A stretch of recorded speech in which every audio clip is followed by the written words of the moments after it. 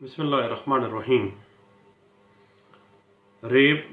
اور abduction for زنا یعنی اغوا برائے زنا کے جو کیسز ہیں ان کے کریمنل ٹرائل میں جو کیس سے ریلیٹڈ وٹنسز ہیں جب وہ کراس ایگزامینیشن میں آئیں گے اور آپ ایک ڈیفنس کونسل کے طور پر ان سے کراس ایگزامن کریں گے تو اس حوالے سے لاہور ماڈل ٹاؤن کورٹس کے ایک دوست کے ساتھ گپ شپ جاری ہے آج کل۔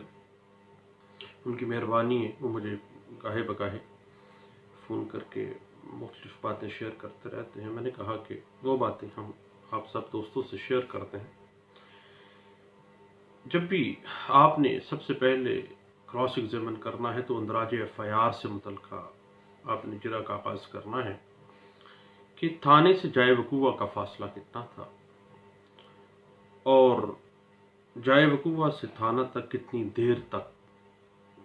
کے اندر، کتنے ٹائم کے اندر آپ پہنچ سکتے ہیں۔ اس ریپ کے یا ابڈکشن کا جو کیس ہے اس کی پولیس کو اطلاع اس وقوع کی بابت کب اور کس جگہ پہ دی گئی تھی، اور کیا پولیس کو اطلاع دیتے وقت جو گواہان ہیں وہ کمپلیننٹ کے ساتھ تھے؟ اس کے بعد FIR ریپ کی وقوع کے کتنے دن کے بعد درج ہوئی ہے؟ اس کے بعد کیا FIR میں وقت وقوع ملزم کو اس سے برآمد ہونے والا جو بھی اسلحہ وغیرہ اگر اس پہ ہے تو مسلح ہونا بیان کیا گیا ہے اس FIR کے اندر، اور اس FIR ریپ کیسز کی جو ہے اس میں تاریخ وقوع، وقت وقوع بیان نہیں کیا گیا، یا بعض اوقات ہوتا ہے کہ اتنے دن تک یہ ریپ کرتا رہا، اتنے دن تک یہ معاملہ چلتا رہا، اور اگر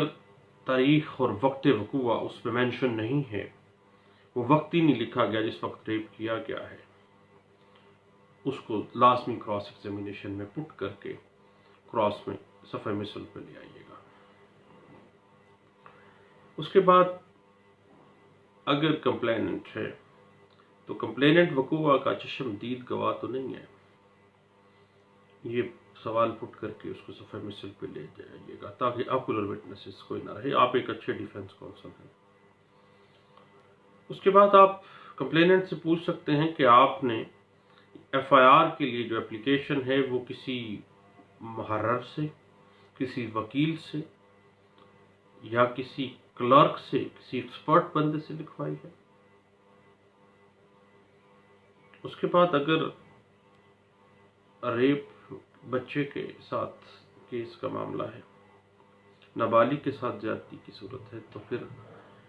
اس کے جو والدین ہیں یا اس کے قریبی رشتہ دار کا اندراج FIR کے لیے ہمراہ جانا تھا، اس چیز کو آپ لازمی دیکھیے گا۔ اس کے بعد کمپلیننٹ FIR درج کرانے سے پہلے کتنی دیر تک وہ خاموش رہا اور کتنی دیر تک اس نے پولیس کو وقوع کی اطلاع نہیں دی، اس بات کو لازمی آپ نے صفحہ مثل پہ لانا ہے کراس ایگزامینیشن کے دورانیے میں۔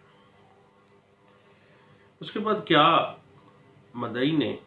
FIR درج کروانے سے پہلے اپنے دیگر جو رشتہ دار تھے یا اہل خانہ تھے ان کو بتایا تھا کہ وہ فلاں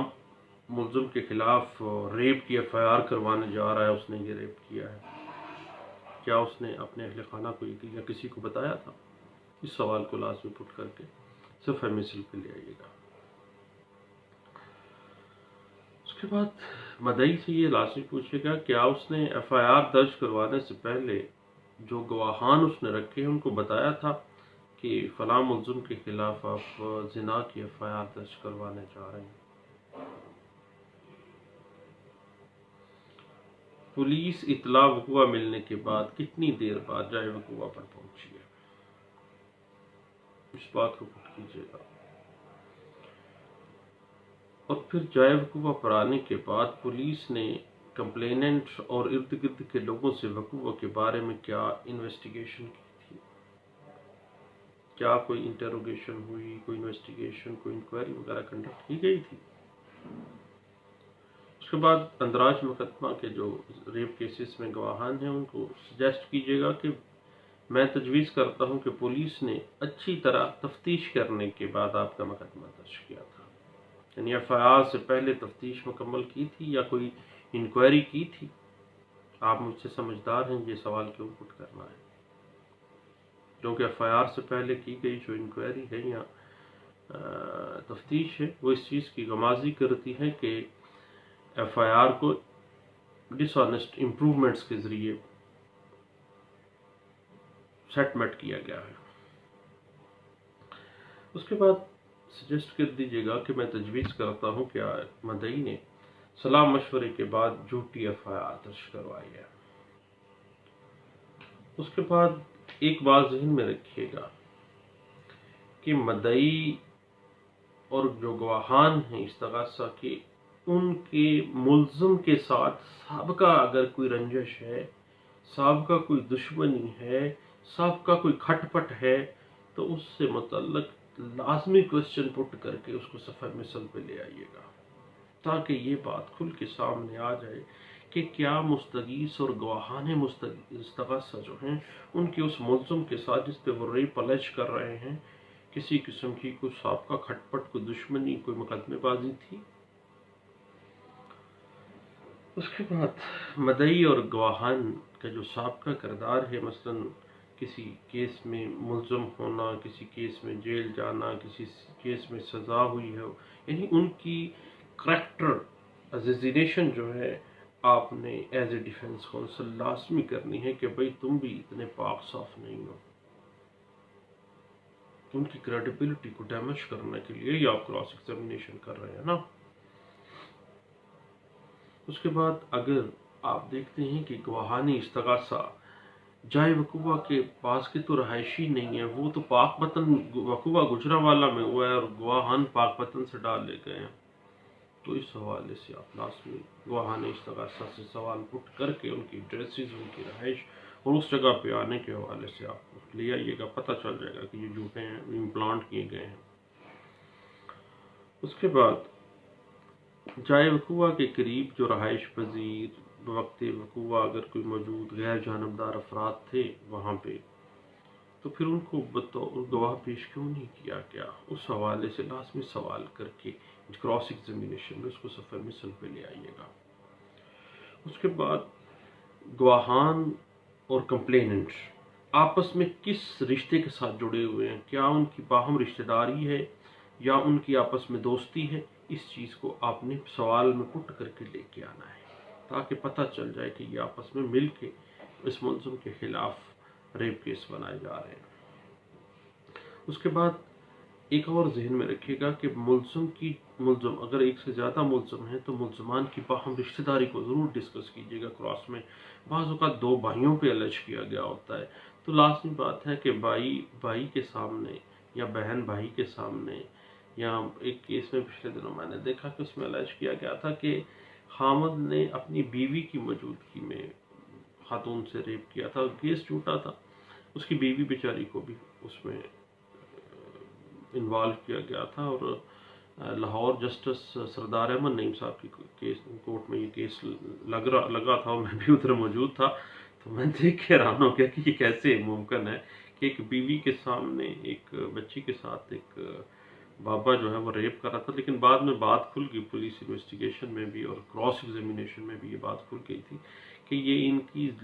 جو ہے زمین کی بابت کوئی لٹیگیشن چل رہی تھی، اس وجہ سے ملزمان اگر ایک سے زیادہ ہیں تو ان کی باہم رشتہ داری کو ضرور ڈسکس کیجیے گا کراس ایگزامینیشن میں تاکہ پتہ چل جائے کہ بھئی حیا کا بھی کوئی رشتہ ہے، ہمارا کلچر میں اس طرح نہیں ممکن ہے کہ یہ خامد اپنی بیوی کے سامنے، ایک بھائی اپنے بڑے بھائی کے سامنے، ایک باپ اپنے بیٹے کے سامنے ریپ کر رہا ہو، یہ کیسے ہو سکتا ہے؟ اس چیز کا آپ لازمی دیکھنا۔ اس کے بعد سب سے اہم جو چیز ہے، اس کے مختلف آسپیکٹس کو ہم دیکھ رہے ہیں ریپ کیسز کے، پھر آپ جو ڈاکٹری نتیجہ کا حصول ہے اس سے متعلقہ آپ نے جرا جو کرنی ہے ریپ کیسز میں، یہ ہے کہ جائے وقوع سے ہاسپٹل ڈاکٹری نتیجہ لینے کے لیے کتنی دور تھا، کتنا فاصلہ تھا، اور کتنی دیر بعد وہاں پر پہنچا جا سکتا تھا، اور یہ ہے کہ جو وقوع الج کیا گیا ہے ریپ کا وہ مغویہ جو ہے اس وقوع کے کتنے دیر بعد برآمد ہوئی ہے، اور اس وکٹم کا جو نتیجہ ڈاکٹری ہے وہ کتنی دیر کے بعد حاصل کیا گیا تھا۔ اور ریپ کیسز میں جب مغویہ برآمد ہوئی ہے تو کیا ریپ میڈیکل سے پہلے وہ کتنی بار رفع حاجت کے لیے گئی ہے، یعنی سیمنز اس وقت کوئی ایسا معاملہ ہوا تھا۔ پھر مغویہ اگر نابالغ ہے تو کیا ڈاکٹری نتیجہ حاصل کرنے کے لیے والدین ساتھ تھے اس کے؟ شادی شدہ ہے تو کیا جب وہ برآمد ہوئی ہے، جب یہ وقوع ہوا، اس کے بعد یہ خاوند کے پاس رہی ہے اور خاوند کے ساتھ یہ ملی ہے؟ اور کیا ڈاکٹری نتیجہ جب حاصل کرنے کے لیے خاتون مغویہ وکٹم جو ہے جب یہ ہاسپٹل لے کے گئی ہے تو کیا کپڑے چینج کر دیے گئے تھے یا کپڑے وہی تھے، بدل کے گئی تھی؟ اس بات کو ذہن میں رکھیے گا۔ اور ڈس آنیسٹ امپرومنٹس کے حوالے سے یاد رکھیے گا کہ اگر مدعی واقعات ایف آئی آر سے ہٹ کر یا گواہان اپنے بیانات 161 مجموعہ ضابطۂ فوجداری سے ہٹ کر دوران شہادت کوئی بات کہیں یا کوئی بات کو چھپاتے ہیں تو اسے ایف آئی آر یا جو گواہان نے 161 کی سٹیٹمنٹ دی ہے اس سے آپ نے کنفرنٹ کروا دینا ہے، تقابل کروا دینا ہے۔ یہ آپ نے کبھی نہیں بولنا کراس ایگزامینیشن ریپ کیسز میں کرتے ہوئے، جب بھی وہ ڈس آنیسٹ امپرومنٹ کریں آپ نے فوری طور پر اس کی ایف آئی آر کے ساتھ اور گواہان کے 161 کی سٹیٹمنٹ کے ساتھ تقابل کروا دینا ہے، کنفرنٹ کروا دینا ہے۔ یہ بات ایک اچھے ڈیفنس کونسل کے طور پہ آپ کو بہت زیادہ فائدہ دے گی۔ اس کے بعد بوقت وقوع جو کریکٹر ہے گواہان کا اس کو آپ نے کراس ایگزامینیشن میں لازمی پٹ کرنا ہے۔ مثلا اس کے پاس ذاتی سواری کون سی تھی اس وقت جب یہ اس نے وقوع دیکھا ہے، وکٹم کے ساتھ اس گواہ کی رشتہ داری کیا ہے، بیٹا ہے، بیٹی ہے، بھانجا بھاجی کیا ہے، اور کیا اس گواہ نے وکٹم کو ریکور کرنے کے لیے اس وقوع سے بچانے کے لیے جسمانی طور پر کوئی حصہ لیا تھا، اور دوران وقوع اگر اس نے ریٹیلیٹ کیا تھا تو کیا اس کو بھی کوئی خراش آئی تھی یا مغویہ کو بھی خراش آئی تھی۔ اس کے بعد نقشہ موقع سے ریلیٹڈ جب آپ نے کراس ایگزامینیشن کرنا ہے تو آپ نے لازمی یہ بات پٹ کرنی ہے کہ کیا نقشہ موقع جو ہے جائے وقوع اس میں انڈیکیٹ کی گئی ہے، بیان کی گئی ہے جائے وقوع، اور جہاں پر اگر اغوا ابڈکشن کیس تھا، ابڈکشن فار زنا تھا، تو جہاں پہ اغوا کر کے رکھا گیا تھا اس مغویہ کو، اس وکٹم کو، کیا وہ جائے وقوع پر نقشہ موقع کے اوپر وہ دکھائی گئی ہے، اور کیا نقشہ موقع پر وج ٹکر گواہان کی جو جگہ ہے، جو اگر وج ٹکر گواہان رکھے گئے ہیں، جاتے جاتے گواہان رکھے گئے ہیں تو پھر ان کی جگہ، ان کا موقع دکھایا گیا ہے کہ فلاں جگہ پر فلاں کو وج ٹکر گواہ ملا تو اس نے یہ بیان دیا تھا۔ اس کے بعد کیا نقشہ موقع میں ملزمان کے آنے کی کوئی سمت یا جانے کی کوئی سمت بیان کی گئی تھی؟ وج ٹکر نے جب بیان کیا کہ جناب ہم نے اس طرح جاتے دیکھا، اس طرح آتے دیکھا، تو یہ چیز آپ نے ضرور پٹ کرنی ہے، کیونکہ بنیادی طور پر یہ سرکمسٹانشل ایویڈنس کے گرد گھومے گا، اور سرکمسٹانشل ایویڈنس میں یاد رکھیے گا کہ چین کے ساتھ چین، کڑی کے ساتھ کڑی ملتی ہے، دین یہ کسی سائڈ پہ مل جاتا ہے، ادروائز یہ 0/0 رزلٹ بھی لے آتا ہے، ایک اچھا ڈیفنس کونسل نکال لیتا ہے۔ اس کے بعد نقشہ موقع میں ملزمان کی اگر کوئی سواری تھی تو نقشہ جو موقع ہے اس کے اوپر کیا یہ موجودگی بیان کی گئی ہے؟ نقشہ موقع کے اندر ملزمان کے بیان، نام جو ہیں وہ رکھے گئے ہیں، ملزمان کے نام، گواہان کے نام، گواہان کی نشاندہی کے اوپر کیا نقشہ موقع بنایا گیا ہے، یہ ساری چیزیں آپ نے ضرور پٹ کرنی ہے۔ یاد رکھیے گا کہ اگر ریپ کیسز میں وکٹم کے بیان کے مطابق اسے گھسیٹا گیا تھا، اس کو کھینچا تانی کر کے کمرے میں لے جایا گیا، تو کیا اس کے کپڑے پھٹے ہوئے تھے؟ کیا جسم کے اوپر کوئی رگڑ وغیرہ آئی تھی؟ کیا شور مچایا تھا اس نے؟ اگر یہ ساری چیزیں کراس ایگزامینیشن میں آپ نکال لیتے ہیں اور وہاں پہ صفحہ مصر پہ یہ باتیں نہیں ہیں تو دین آپ اچھی کراس ایگزامینیشن کر کے اپنے ملزم کو اکوٹ کروا کے لے جا سکتے ہیں۔ اس حوالے سے ایک لینڈ مارک ججمنٹ ہے PL جو 2017 CRC پیج 183 ہے، اس کو ضرور دیکھیے گا۔ ابھی بڑی اہم چیز ہے، یہ بات ذہن میں رکھے گا کہ DNA بعض اوقات DNA کی رپورٹ پہ ہم ریلائنس کرتے ہیں تو ایک کولیبوریٹو پیس آف ایویڈنس تو ہے، لیکن میں سمجھتا ہوں کہ عمران کیس جو زینب انصاری کیس ہے، اس میں عمران بنام سرکار والا جو کیس تھا، اس پہ ہم ابھی آئیں گے انشاءاللہ، نیکسٹ ڈسکس کرتے ہیں 2018 کا۔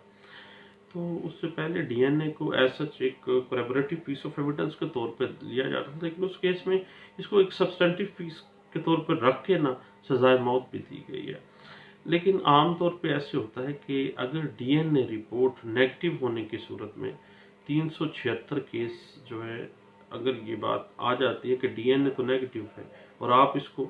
سوال میں بھی پٹ کر کے نکال لیجئے گا، اور DNA رپورٹ اگر نیگیٹو ہوئی ہے تو دین کنوکشن نہیں ہوگی، اور ان سارے سرکمسٹانسز کو بھی آپ نیگیٹ کر جائیں گے کراس ایگزامینیشن میں، اور آپ کیس کو اچھے طریقے سے پلیڈ کرتے ہوئے اپنے ملزم کو چھڑانے میں کامیاب ہو جائیں گے۔ اس حوالے سے ایک لینڈ مارک ججمنٹ ہے 2018 PCRLJ پیج 848 میں اس بات کی انٹرپریٹیشن دی گئی تھی۔ اس کے بعد جب آپ نے اس بات کو سوال میں پٹ کرنا ہے کہ کیا دوران زنا یا دوران اغوا، برائی اغوا زنا جو تھا، اس میں وکٹم نے کوئی شور و بلا کیا تھا؟ اب بات وہاں پہ آ جائے گی، کیا یہ خود بھی راضی تھی یا نہیں تھی؟ جب شور اور واویلا نہیں ہے، کوئی ایسا معاملہ نہیں ہے سفیمسل پہ آیا، تو دین پروسیکیوشن کیس مشکوک ہو جائے گا۔ اٹ مین کہ there is something wrong on the part of prosecution. اس بات کی ایک بڑی اچھی انٹرپریٹیشن ایک کیس لا میں ملتی ہے، 2016 کا ہے، 2016 SCMR پیج ہے 267 میں اس بات کو انٹرپریٹ کیا گیا، اور بڑے اچھے انداز سے ان وکیل صاحب نے، اب کیس لا پڑھیے گا، کمال کر گئے ہیں وہ، اور اچھے انداز سے کراس ایگزامینیشن انہوں نے کنڈکٹ کی، اور یہ بات سفیمسل پہ لے آئے وہ کراس میں، اور کوئٹ ہو گیا تھا سپریم کورٹ نے یہ معاملہ۔ اس کے بعد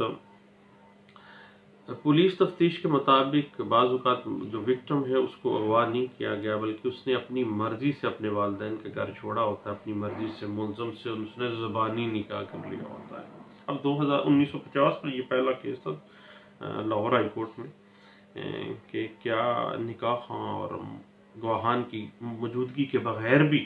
لڑکا لڑکی کولو ایجاب کر کے کیا شادی کر سکتے ہیں؟ تو لاہور ہائی کورٹ کی ایک ججمنٹ تھی اس میں 1950 کی کہ ہاں بھائی وہ irregular میرج ہوگی۔ تو بعض اوقات یہ بھی ہوتا ہے کہ زنا کی FIR تو کٹوا دی جاتی ہے، لیکن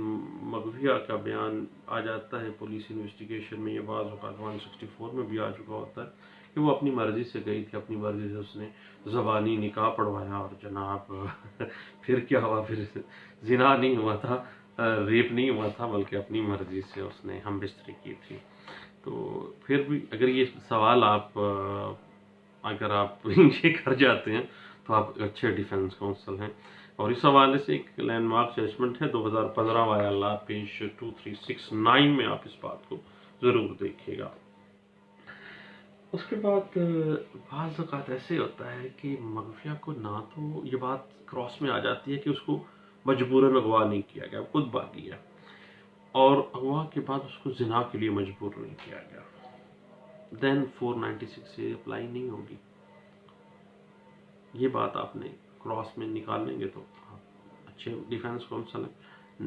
آپ اکوٹ کروا جاتے ہیں اپنے ملزم کو۔ اس بات کے لیے ایک لینڈ مارک ججمنٹ ہے 2015 PCRLJ پیج 197 میں اس بات کو انٹرپریٹ کیا گیا تھا۔ اس کے بعد پچھلے دنوں ایک کیس ہم نے دیکھا، اور اس کی انٹرپریٹیشن بھی ہمیں 2014 میں ملی تھی، کہ وکٹم نے کیا کیا کہ FIR درج کروائی، اور اس کے بعد نہ تنصیح نکاح کا ایک دعویٰ دائر کر دیا تھا کہ اس نے نہ زبردستی مجھ سے شادی کی تھی، اور جناب مجھے بلا پھسلا کے لے گیا تھا، بعد میں اس نے مجھ سے نہ بلا پھسلا کے مجھ سے زبردستی اس نے شادی کر لی، میں اس سے رہنا نہیں چاہتی تھی، مجھے پہلے اس نے کہا کہ بلا پھسلا کے زنا کرتا رہا، پھر کہتے ہیں جناب مجھے اس نے قید کیے رکھا، اس طرح سے کوئی کیس تھا۔ تو یہ 2016 کی بات ہے۔ اور 2014 کی میں اسی طرح کا ایک کیس ہم نے دیکھا اور اس میں کراس میں اس چیز کو پٹ کیا، اور جو تنسیخ نکاح کا دعویٰ دائر کیا گیا تھا نا، وہ بڑی ہوشیار خاتون تھی، اس نے جا کے حادثہ آباد میں تنسیخ نکاح کا کیس کیا، وہاں سے جا کے مسد کا نقول بلڈنگ اس کو ساتھ لگا کے، اور کراس میں بھی اس کو پٹ کیا یہ بات کہ کیا مجبور کیا گیا تھا، آپ کو اغوا کیا گیا تھا، کیا آپ نے یہ تکذیب نکاح کا دعویٰ، یہ تنسیخ نکاح کا resolution of marriage on the basis of خلا دائر کیا تھا اس بات میں؟ جی کیا تھا۔ اس نے شادی کر لی تھی، مجھے مارا پیٹا تھا، پھر مجھے یہ چلے ایک آپ اچھے ڈیفینس کاؤنسل ہے، یہ ساری باتوں کو آپ نے پٹ کرنا ہے اور کراس میں آپ نے اس کو لے آنا ہے، اور اس سے آپ اپنے ملزم کو چھڑا لیں گے، ایکوٹ کروا لیں گے۔ اور اس کی انٹرپریٹیشن جو مجھے اس نے گائیڈ کیا تھا 2014 P C R L G page 903 میں مجھے ملی تھی۔ اس کے بعد یاد رکھے گا کہ ایف آئی آر کے اندر جب ایف آئی آر کی جاتی ہے زنا میں تو کوئی چشم دید گواہ نہیں ہوتا، اور جائے وقوع کے ارد گرد سے کوئی گواہ کو پیش نہیں کیا گیا ہوتا۔ اس کے بعد سیمن جو گروپنگ ہے یا ڈی این اے ٹیسٹ بھی نہیں کروایا ہوتا، مگر یہ مانتی نہیں ہے جی میں نے ٹیسٹ نہیں کروانا۔ یہ ادھر ہمارے یہاں سے ایک کیس تھا، اس میں تھا ہی کچھ نہیں، تو اس نے کہا اس کی مرضی کے بغیر تو ہو نہیں سکتا تھا، اس نے ٹیسٹ ہی نہیں کروایا جناب، تو کیس کر دیا اس نے کہ میرے ساتھ جناب اس نے یہ کیا ہے، اور ہر چیز پھر جب موجود ہی نہیں تھی، کوئی ایسا سیمن گروپنگ نہیں تھی، کوئی اس طرح کا معاملہ نہیں تھا، اس چیز کو آپ کراس میں لے آئیے گا، سوال پٹ کیجیے گا، اور بندے کو کروا سکتے ہیں آپ، کیونکہ اس طرح سے جھوٹے مقدمات بھی خواتین بنا دیتی ہیں۔ مثلاً پچھلے دنوں ایک کیس میں میں نے دیکھا کہ لڑکے کے ساتھ اس خاتون کا ایکسٹرا میریٹل ہلکا پھلکا ریلیشن شپ تھا، بقور لڑکے کے کہ جی میرے ساتھ کوئی اتنا نہیں تھا، ایک آدھ بار کوئی غلط معاملہ ہو گیا تھا۔ دیکھیں معاملہ یہ ہے کہ ہم ڈسکس کر رہے ہیں قانون کو، اور شرع اور قانون میں تو آپ کو پتہ ہے شرم نام کی چیز نہیں ہوتی، اور ویسے بھی بھائی تمہیں شرم نہیں آتی، نہیں بھائی میں وکیل ہوں، مجھے شرم تو نہیں آتی اور آنی بھی نہیں چاہیے۔ تو جب وہاں اس کو میڈیکل بھی ہوا تو ریڈنس تھی وہ ویجائنل ایریا کے اندر، تو یاد رکھیے گا اس چیز کو، آپ نے میڈیکل کو جب آپ نے دیکھنا ہے، اس کے اوپر اپنے کراس پٹ کرنا ہے کویسچن، تو یاد رکھیے گا کہ mayor redness of vaginal area میں بی سیلف سفرڈ، وہ سیلف ٹریٹڈ ہو سکتا ہے، سیلف انجرڈ ہو سکتا ہے، ہلکی پھلکی ربش کر لیا گیا، کوئی سخت چیز لے کے اپنے آپ کو ویجائنل ایریا میں کوئی ایسا کا معاملہ کر لیا جس سے وہ سیلف سفرڈ ویجائنل ایریا جو ہے نا اس میں ریڈنس آ گئی، وہ زخمی ہو گیا، رینڈر ہو گیا، اور پھر زنا کا ایف آئی آر کروا دی گئی۔ اس بات کو آپ نے ضرور مد نظر رکھنا ہے، اور یاد رکھیے گا کہ بعض معاملات میں ایسے بھی ہوتا ہے کہ پینیٹریشن ہی نہیں ہوتی ہے، اس بات کو بھی آپ نے ذہن میں رکھنا ہے۔ اگر ایسا کوئی معاملہ نہیں ہے تو 376 آپ کو پتہ ہے اپلائی نہیں ہوگی، اگر یہ بات آپ نکال کے لے آتے ہیں، اور 511 میں جی کوشش کی تھی، یہ پھر یہ معاملہ آ جاتا ہے۔ اس حوالے سے کچھ کیس لاس ہیں ان کو ضرور دیکھیے گا، 2014 YLR پیج 853 ہے، اور 2013 YLR پیج 2563 ہے، اور PLJ 2013 CRC پیج 525 کے اندر اس میں ذہن میں رکھیے گا کہ یہ اچھا کیسلا ہے، کیونکہ جب پینیٹریشن ہوگا تو ہائمن انٹیکٹ کبھی بھی نہیں رہ سکتی، اور بعض اوقات ایسا ہوتا ہے کہ زنا کیسز میں بیڑا گرک میڈیکل کہتا ہے کہ ہائمن جو ہے وہ انٹیکٹ ہے لیکن زنا ہوا ہے، ارے بھیا جب پینیٹریشن ہوئی تو ہائمن انٹیکٹ کیسے رہ سکتا تھا؟ اب اس حوالے سے بھی آپ نے ایکوٹ چونکہ کرانا آپ کا ایز اے ڈیفینس کونسل مطلوب ہے، یہ معاملہ اس کو بھی دیکھ لیجیے گا۔ اس کے بعد 15-16 سال کی لڑکی سے زبردستی جب زنا ہوتا ہے تو آپ کو پتہ خون نکلنا لازمی ہے، اور خون کی عدم موجودگی میں اگر کوئی ایسا معاملہ نہیں ہے، میڈیکل میں بھی نہیں آیا، تو پھر 511 لگا کے تو جناب 376 کے ساتھ بندہ بک کیا ہوتا ہے۔ آپ اس چیز کو آپ نکالیے گا بھائی، اور اپنے ملزم کو کافی آپ کو ریلیف مل جائے گا۔ یہ بات انٹرپریٹ بھی ہوئی ہے 2013 YLR پیج 2563 میں، اور 2013 YLR پیج 2563 میں، یہ سارے جو पेनिट्रेशन का मामला है कि हैमन किस तरह उसको रैप्चर होना था, उसके अलावा खून निकलना, ये सारा मामला जो था रेप केसेस के उसमें डिस्कस किया गया है और जज साहबा ने अच्छे तरीके से इसको डिस्कस किया है और क्रॉस अच्छी की गई थी इन केस में। और मैं समझता हूँ कि रेप केस में एज ए डिफेंस काउंसिल आपको ये जो केस लॉ है ये लाजमी देखना चाहिए। उसके बाद बाद में होता है कि विक्टिम हैबिचुअल होता है। आमतौर पे ये गलत किस्म की औरतें भी मर्दों पे ज़िना के पर्चे शर्चे करवा देती हैं। There was no swelling or scratch mark or injury over vulva region, genital or vulva was healthy, and there was no recent injury or tears. Clothes were not stained with blood or mud or any type of fluid. Victim must be habitual and latex. आपको पता है कि जब इस तरह का मामला है तो इट मीन कि वो हैबिचुअल है, पहले से भी मामला चल रहे हैं, उसकी जो वल्वा रीजन है, जेनिटेलिया वाल्वा है, वो बिल्कुल इंटैक्ट है, उसके साथ कोई स्क्रैच नहीं है, कोई इंजरी नहीं है, उसके बाद कोई रीसेंट इंजरी नहीं है, लैटिक्स भी है, 2 फिंगर है, उसके बाद उसके कपड़े बिल्कुल इंटैक्ट थे, कपड़ों पे किसी किस्म का कोई फ्लूइड नहीं लगा हुआ, कोई ब्लड नहीं लगा हुआ, सिर्फ डीएनए टेस्ट भी नहीं करवाया, मेडिकल भी नहीं करवाया, सिर्फ क्या करवाया है, ये काम किया गया है, क्या एफआईआर करवा दी बेचारे गरीब पे। इस तरह की औरतों से बचना चाहिए। कुछ केसेस में तो बेचारे बंदा भी रुल जाता है। और इसकी अच्छी इंटरप्रिटेशन 2013 पीसीआरएलजे पेज 1716 में की गई। उसमें याद रखिएगा, विक्टिम की रजामंदी तो डीएनए के लिए लाजम है, मैंडेटरी है। और विक्टिम जब खुद से गंदा होता है ना, विक्टिम खुद से बीबी जो होती है फंसाना चाह रही होती है या वालिदैन के साथ मिलके ब्लैकमेल करना चाह रही होती है, तो फिर वो आपको पता है कि डीएनए टेस्ट भी नहीं करवाती, कहती ना ना ना ना इज्जत का मसला है, तेरा बड़ा घर की उस वक्त क्या थी जब सारे मामला तो खुद कर रही थी। अब मामला ये है कि डीएनए टेस्ट या ब्लड टेस्ट के लिए मुलजिम की रजामंदी जो है वो आपको पता है कि वो मैंडेटरी नहीं है, लेकिन विक्टिम के टेस्ट के लिए विक्टिम की रजामंदी हासिल करना मैंडेटरी है। इस तरह हमारा कानून है जनाब। अब हम क्या करें, हमें इम्प्लांट कर दिया जाता है, एक बंदा फिट कर दिया जाता है ज़िना केस में, बेचारा कई कई दिन